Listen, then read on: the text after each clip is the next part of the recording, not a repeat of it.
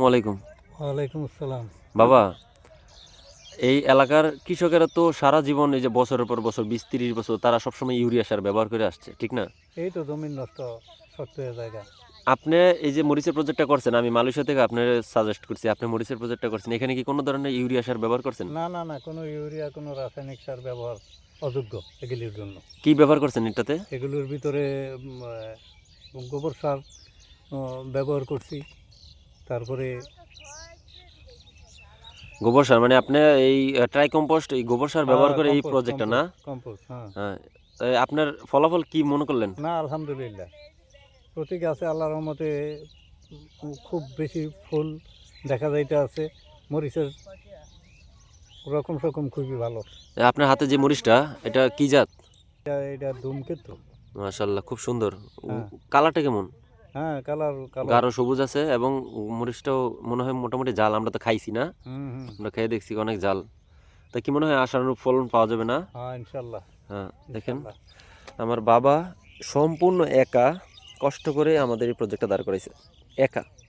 এলাকার মানুষ যখন আমি মালয়েশিয়া থেকে চলে আসলাম তখন আমাকে বলতেছে যে যে তোর বাবা রাত দিন একাকার করে এই জমিটা দাঁড়া করাইছে।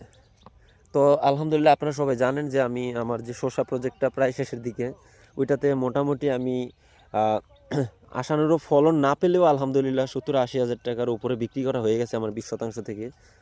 এবং আজকে সকালেও আমি শসা কালকে হারভেস্ট করেছিলাম, আজকেও আমি বিক্রি করেছি। সেই জায়গায় আমার আজকেও 7,000 টাকার শসা বিক্রি হয়েছে আলহামদুলিল্লাহ। আমরা এই মরিচের প্রজেক্টে নিয়ে বেশি আশাবাদী, কারণ আমার এই মরিচ এই যেই পরিমাণ আমি ফুল এবং ফল দেখতে পাচ্ছি আমার এই 30 শতকের মধ্যে, সেই অনুযায়ী আমি বলতেই পারি যে এখান থেকে ভালো পরিমাণ একটা অ্যামাউন্ট আমি ইনশাল্লাহ আশাবাদী। সবাই আমাদের জন্য দোয়া করবেন এবং আমার যে বাবা এত কষ্ট করে সম্পূর্ণ ইউরিয়াবিহীন কম্পোস্ট সার ব্যবহার করে এবং আধুনিক পদ্ধতিতে উনি এই জীবনের প্রথম, আমরা কখনো কৃষিকাজ করিনি এর আগে, করেছি টুকিটাকি ধান, গম, ধনচা, পাট এরকম, কিন্তু এই মরিচ, শসা এই কৃষিকাজ আমরা এর আগে কখনো করিনি। আমরা এই ফার্স্ট টাইমে প্রথম আমরা এই কৃষিকাজে নামলাম। সেক্ষেত্রে আমাদেরকে সর্বাত্মক সহযোগিতা করেছে অ্যাগ্রো ওয়ান গ্লোবাল লিমিটেড।